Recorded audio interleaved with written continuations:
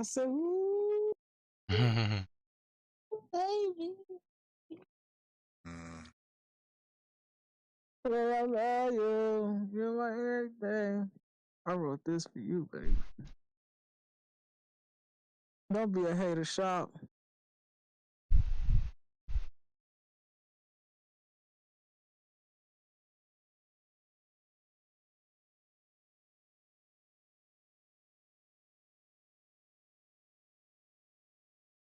Hating.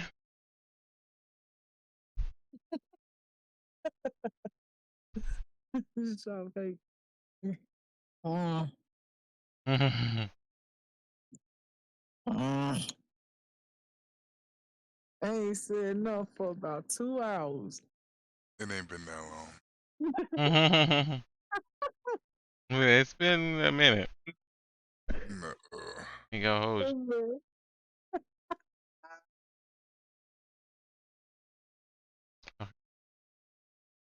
Sometimes the truth is stranger than fiction, and today I'm going to share 2 stories that demonstrate that.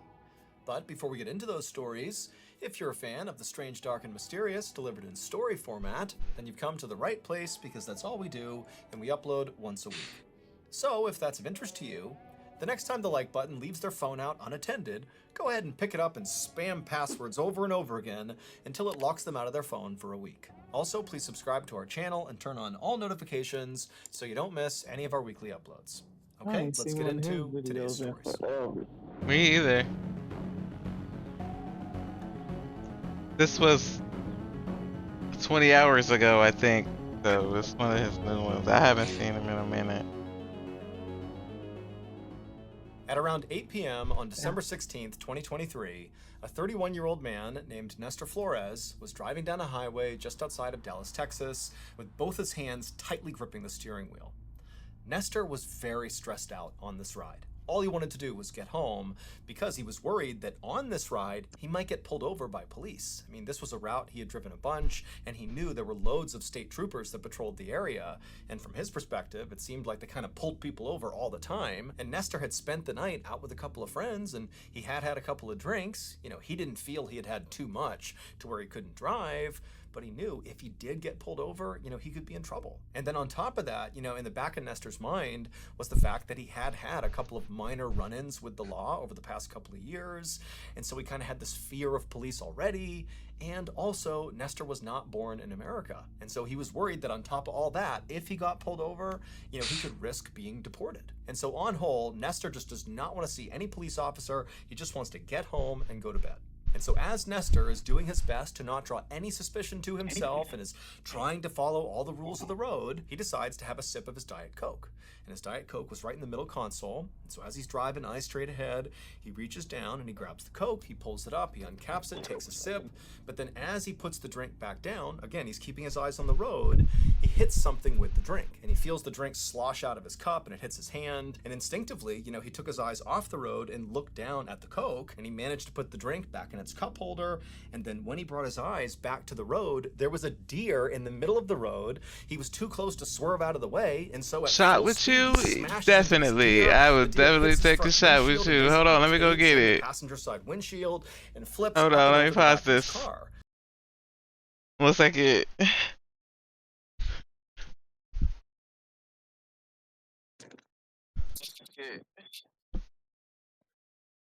What you said?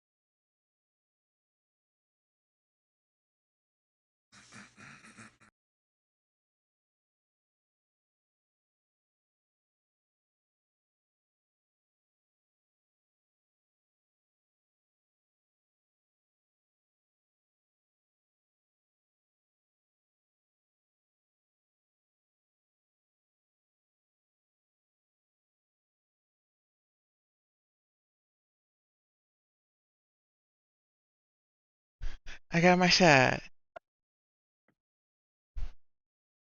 Stop minute.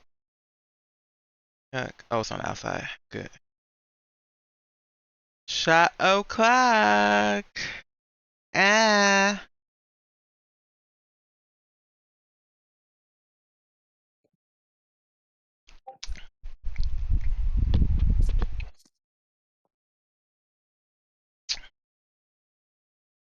Ugh.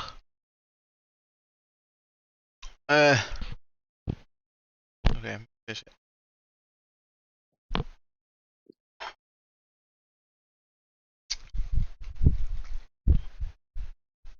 Gross.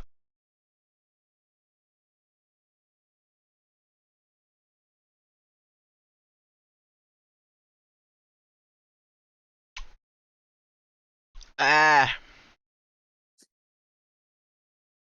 Oh. I got. Are you still streaming? Yeah.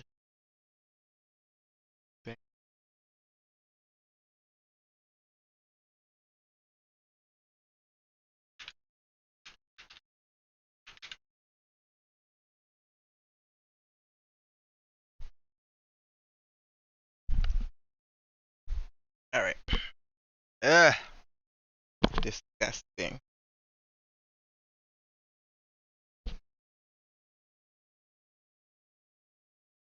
Bottom up.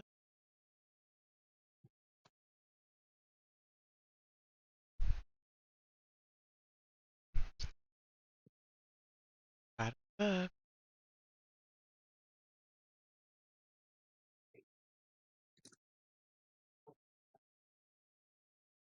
All right.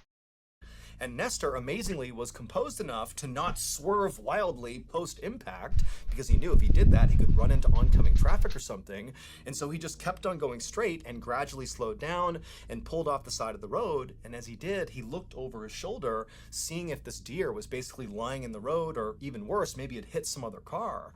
But when he looked over his shoulder, the road was clear. There was no deer. Now, even though Nestor was obviously very shaken up at this point, I mean, he just had this horrible car accident with this deer, and he's already on edge about getting pulled over by police.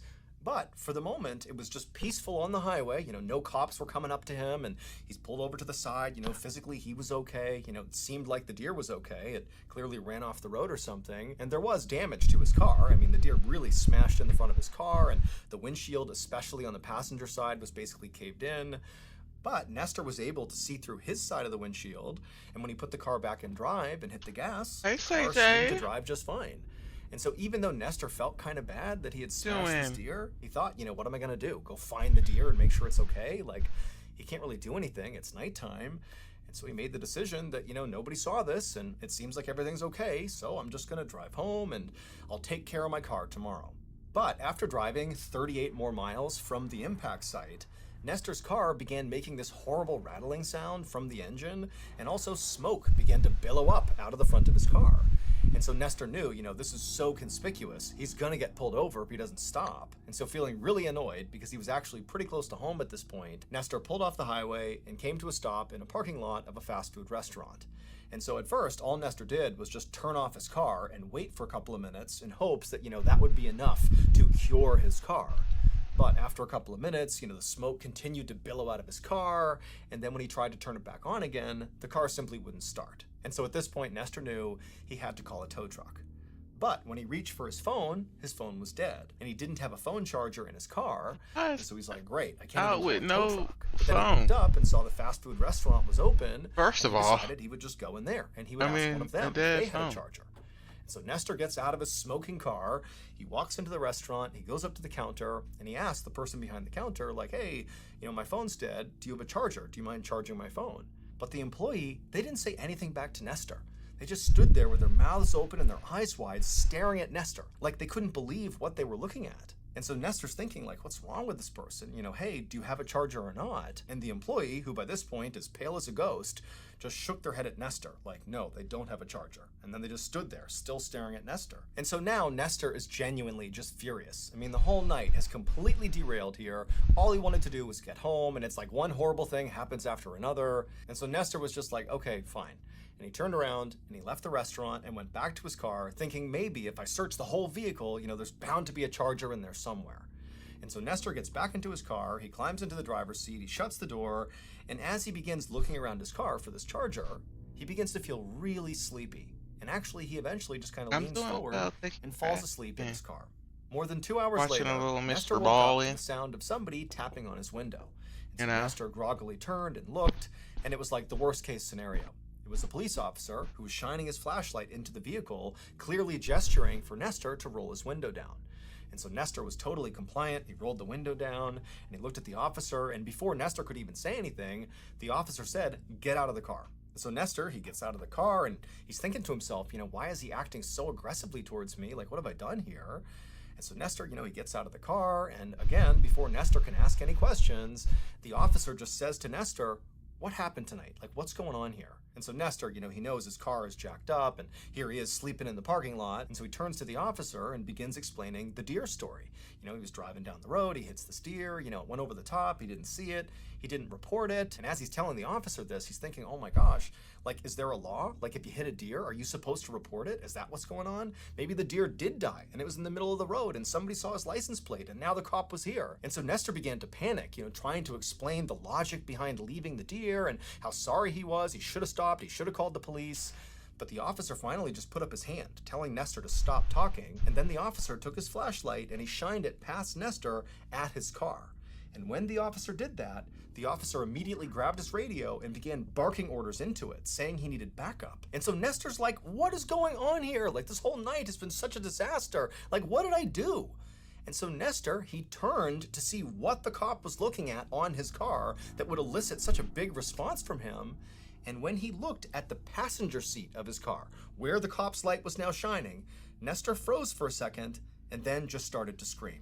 It would turn out that even though Nestor believed he had only had, a few drinks and he was okay to drive, the reality was he was completely annihilated drunk and should never have been behind the wheel. And when he was driving on the highway, anxiously trying to get home, well, he didn't hit a deer.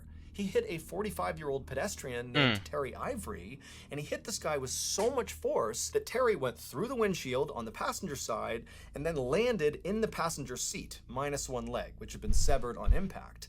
And then Terry's dead body sat there in the passenger seat with Nestor having no idea. He thinks there's a deer back there, but there was never a deer. There's just a dead guy next to him. And Nestor just drove 40 more miles with Terry's dead body next to him. And then when Nestor's car began to smoke and make noises, he pulled off the highway to that fast food restaurant parking lot. And then when he went inside the restaurant to try to get a phone charger, the reason that employee was so shocked to see Nestor and could basically not even speak when Nestor was trying to talk to them was because Nestor was covered practically head to toe in blood, Terry's blood. Now, it's not entirely clear why that employee did not immediately call police. How much did he have to drink? Because, I mean, was he drinking? Like, they say he was intoxicated, so he was definitely drinking. But my thing is, how much was he drinking? Because how do you think a human is a deer, and then you don't see it in the passenger seat while you're driving? I'm confused. Oh, concussion. Concussion make you not see stuff that's there.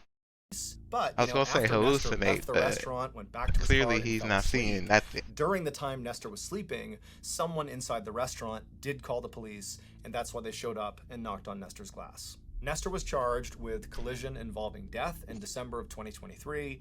However, his case has not yet been adjudicated.